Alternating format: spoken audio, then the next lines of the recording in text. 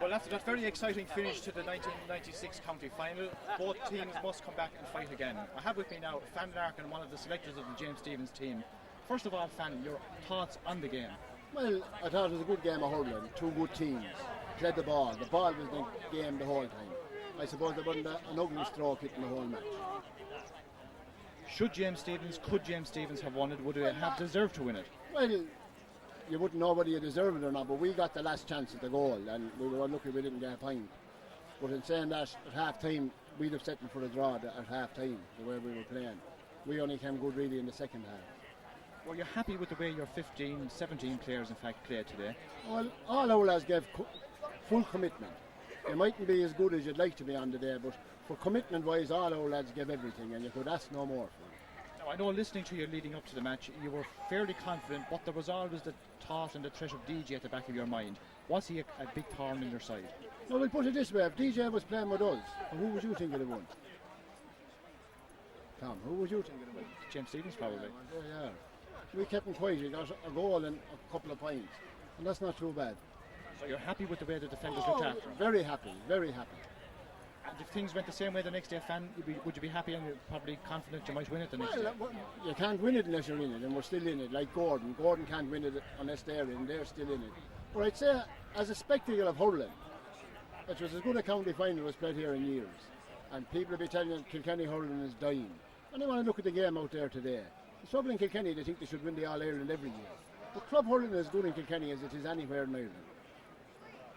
So you're looking forward into the replay? Looking forward immensely. Wish it was on tomorrow, as a matter of fact, because this suspense is a killer. Okay, Fan, congratulations, well done. We look forward to the replay. Thanks, Tom. With me now I have Kevin Fenley, trainer selector with the Young Ireland team of Gowran. Kevin, your immediate thoughts at the final whistle? Dejected, to be quite honest. You come for a county final, you come to win it, and when you don't win it, it's a dejected way to go out. After saying that, we're still there and we have a chance. We'll come back again next week or whenever. But it's a new ball game. Where do you think you might have lost it then, Kevin? I think they're very strong in midfield and the half-back line. They have the height, as well as having height and size. They have a lot of youth. I mean, there's 12 of them under 23, like they're a young squad, very fresh. And I think basically they're just a strong side. Are you relying perhaps a little too much on DJ? In a small parish, like you have much choice, like with a small panel, like, and DJ is a great player, the best in the country in my opinion. If you don't rely on DJ, who do you rely? The next day now, can you see many changes being made on your team, or will it basically be the same?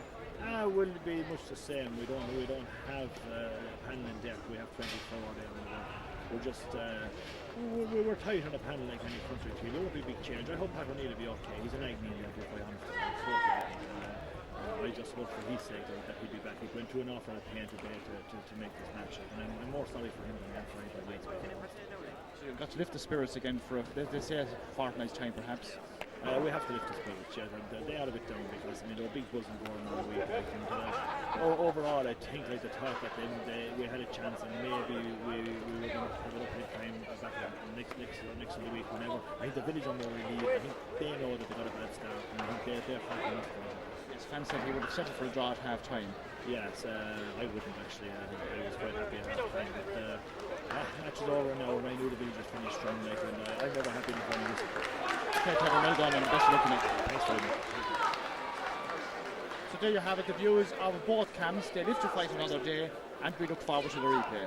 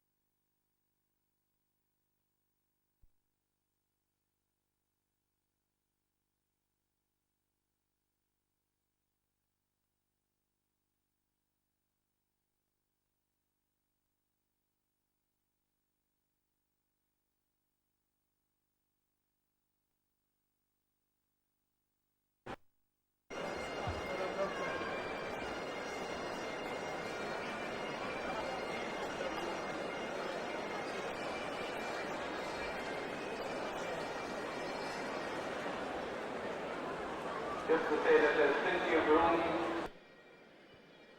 Welcome to Nowlan Park for the replay of the 1996 Credit Union Kilkenny Senior Hurling Championship between James Stephens from the City and Young Irelands of Gowran. 2 weeks ago the two teams played a thrilling draw and a big crowd has come to Nowlan Park hoping that today's game will be just as good. We're all looking forward to what we hope will be an enthralling tussle once again. Well,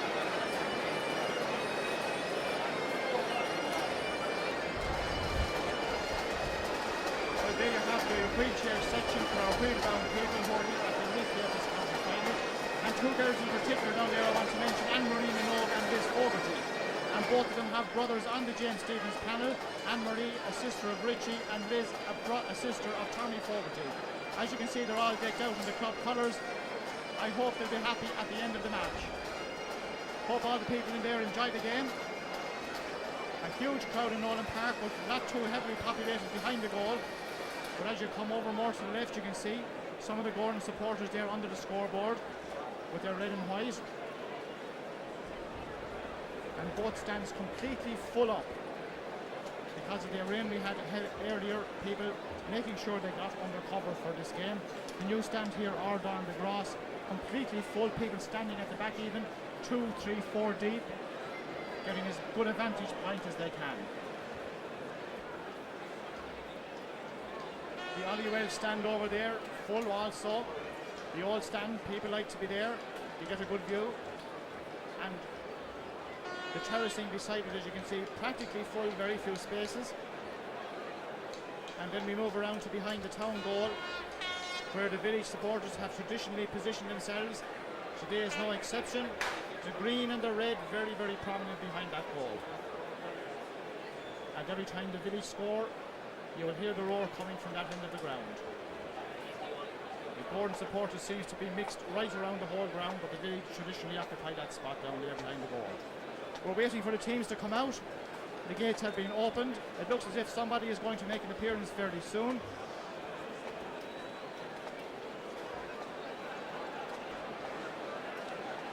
So waiting for the arrival of the team. Who's coming first? It's James Stephens. Billy Larkin leads the village men out, followed by Francis Cantrell.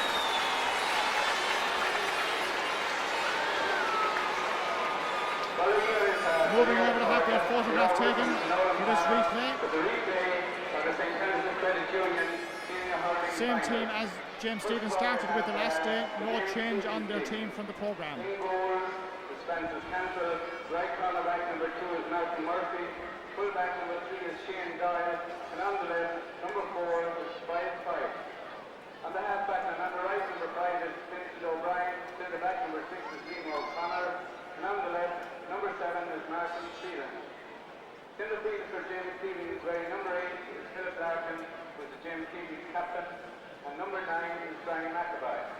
On the half forward and on the right, now we have a change. In comes number 18, Tommy Fogarty, in place of number 10, John Scott. So right half forward, number 18, Tommy Fogarty, centre forward, number 11, Peter Barry, and on the left, number 12 is Noel Brennan. On the full forward and on the right, number 13 is Brian Lahey, full forward, number 14 is Dean Smith, and on the left, number 15 is Richie Minogue, and the Young Ireland team. So Tommy Fogarty on the James Stephens team. Right cornerback number 2 is Carl Fitzgerald, fullback number 3 is Pat O'Neill, and on the left, number 4 is Pat Farrell. On the halfback and on the right, number 5 is Owen Farrell, centre back number 6 is Pat Gray, and on the left, number 7 is Brian Farrell. Centre field for New Ireland, wearing number 8 is Kieran Phelan, and number 9, James McDermott. On the half forward and on the right, number 10 is James Fitzgerald. Centre forward number 11 is Mark Farrell, and on the left number 12 is DJ Carey, the New Ireland captain. On the full forward and on the right number 13 is Charlie Carter, full forward number 14 is Jack Carey, and on the left number 19 is Dick Carroll. And here comes DJ leading out the Gowran team. Up in front of their supporters, up on the left, DJ wearing number 12 today, and Dick Carroll is the another on the programme at number 15, though Dick will be wearing number 19.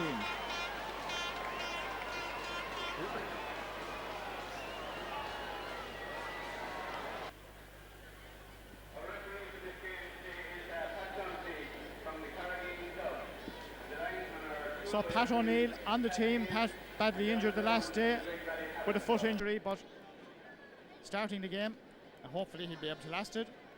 Jack Carey wearing number 14 today, Charlie wearing 13. Gordon team go across to have their photograph taken.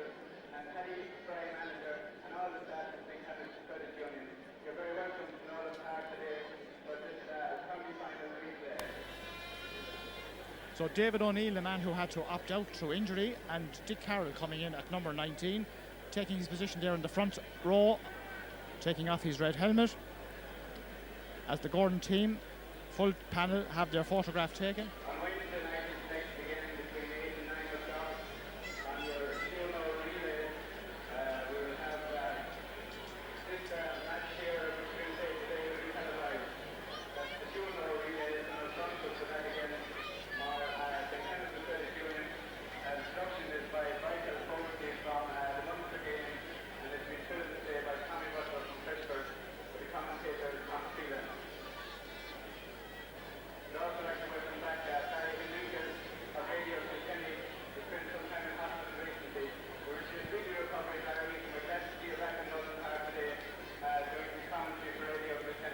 So the captain and the linesmen in the centre of the field having their photograph taken. Pat Dunphy, the referee, Ben Hayes and Dermot Ronan, the linesmen. Conditions different from the last day. Heavy overnight rain, heavy rain up to about 1 o'clock today. Now a drying wind blowing from right to left as we look out.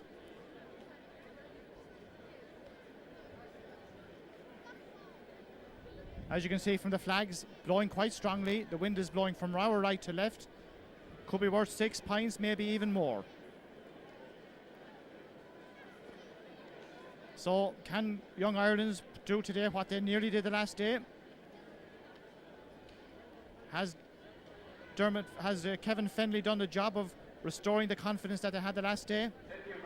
Building the spirit back up again?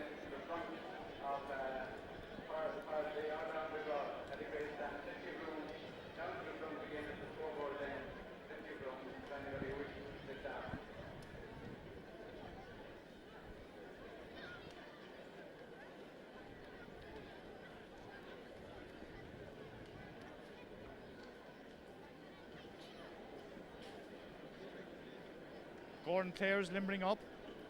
Charlie Carter, as I said, wearing number 13 today. Brian Farrell, married on Thursday, wearing number 7. Hoping to complete a very happy and memorable week for himself. That's Brian up here just in front of us, number 7. Pucking around. James Stevens up in front of their supporters. Liam O'Connor, number 6, the Waterford man.